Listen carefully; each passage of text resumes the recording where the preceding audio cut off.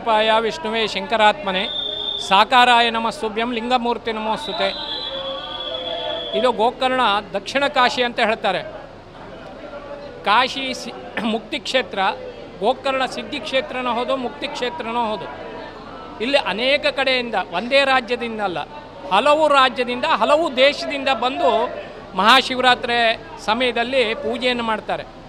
ಮಹಾಶಿವರಾತ್ರಿ ಸಮಯದಲ್ಲಿ ನೀರು ಬಿಲ್ಪತ್ರೆಯನ್ನು ಹಾಕಿದಾಗ ಅವರ ಜನ್ಮಾಂತರೀಯ ಪಾಪಗಳು ಮಾಡದಿದ್ದರೆ ಅದೆಲ್ಲ ನಿವಾರಣೆ ಆಗ್ತದೆ ಅಂತಿದೆ. ಅದಕ್ಕಾಗಿ ಮಹಾಶಿವರಾತ್ರಿ ದಿವಸ ಬಂದು ಇಲ್ಲಿ ಪೂಜೆ ಮಾಡ್ತಾರೆ. ಇದು ಆತ್ಮಲಿಂಗ, ಜ್ಯೋತಿರ್ಲಿಂಗದೊಳಗೆ ಬರೋದಿಲ್ಲ. 12 ಜ್ಯೋತಿರ್ಲಿಂಗ ಇದೆ, ಒಂದೇ ಆತ್ಮಲಿಂಗ. ಈ ಆತ್ಮಲಿಂಗವನ್ನು ಪೂಜೆ ಮಾಡಿದಾಗ 12 ಜ್ಯೋತಿರ್ಲಿಂಗವನ್ನು ದರ್ಶನ ಮಾಡಿದ್ರೆ ಯಾವ ಫಲ ಬರ್ತದೆಯೋ ಆ ಫಲ ಬರ್ತದೆ ಅಂತ ಪುರಾಣ ಸಿದ್ಧಾಂತ, ವೇದದಲ್ಲೂ ಹೇಳಿದ್ದಾರೆ. ಆದ್ದರಿಂದ ಸರ್ವಂ ಶಿವಮಯಂ, ಎಲ್ಲ ಕಡೆಗೂ ಗೋಕರ್ಣದಲ್ಲಿ ಶಿವಮಯ ಅಂದರೆ ಮಳಲೆಲ್ಲ ಲಿಂಗ, ನೀರೆಲ್ಲ ತೀರ್ಥ ಅಂತಿದೆ.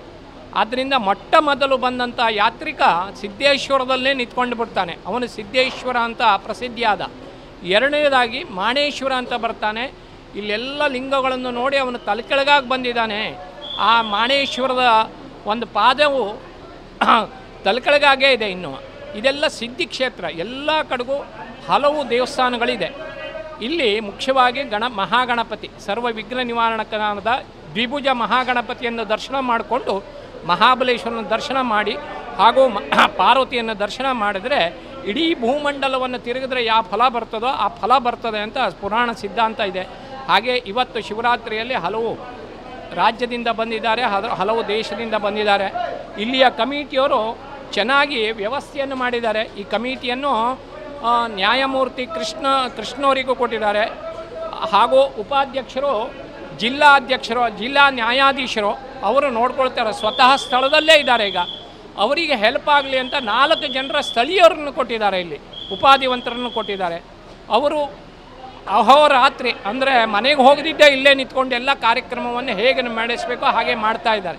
ಬಂದು ಯಾತ್ರಾರ್ಥಿಗಳಿಗೆ ಭೋಜನ ವ್ಯವಸ್ಥೆ, ಇವತ್ತು ಭೋಜನ ವ್ಯವಸ್ಥೆ ಇಲ್ಲ, ಇಲ್ಲಿ ತಿಂಡಿಯ ವ್ಯವಸ್ಥೆ ಇದೆ, 24 hours ಇದೆ. ಇವತ್ತು ಅವರೆಲ್ಲ ತಗೊಂಡು ಹೋಗ್ತಾರೆ ಪೂಜೆಯನ್ನು. ಇಲ್ಲಿ ಬಂದಾಗ ಆ ಒಂದು ಅನ್ನವನ್ನು ಪದಾರ್ಥವನ್ನು ತಿಂದರೆ ವರ್ಷಿಡೀ ನಮಗೆ ಊಟ ಸಿಗ್ತದೆ ಅಂತ ಒಂದು ಸಿದ್ಧಾಂತ ಇದೆ. ಅದಕ್ಕಾಗಿ ಬಂದು ಇಲ್ಲೆಲ್ಲ ತಿನ್ಕೊಂಡು ಹೋಗ್ತಾರೆ, ಊಟ ಮಾಡ್ಕೊಂಡು ಹೋಗ್ತಾರೆ, ಪ್ರಸಾದ ಸ್ವೀಕಾರ ಮಾಡ್ಕೊಂಡು ಹೋಗ್ತಾರೆ.